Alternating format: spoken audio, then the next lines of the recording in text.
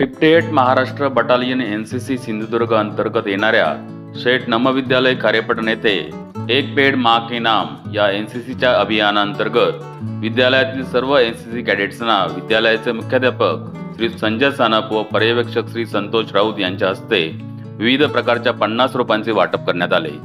विद्यार्थ्यांनी ही रोपे आपल्या घराच्या परिसरात आपल्या आईच्या प्रती कृतज्ञता व्यक्त करण्यासाठी लावली। पर्यावरण संवर्धनासाठी या रोपांची निगा राखून आम्ही त्यांना काळजीपूर्वक वाढवू अशी प्रतिज्ञा यावेळी एनसीसी कॅडेट्स यांनी घेतली।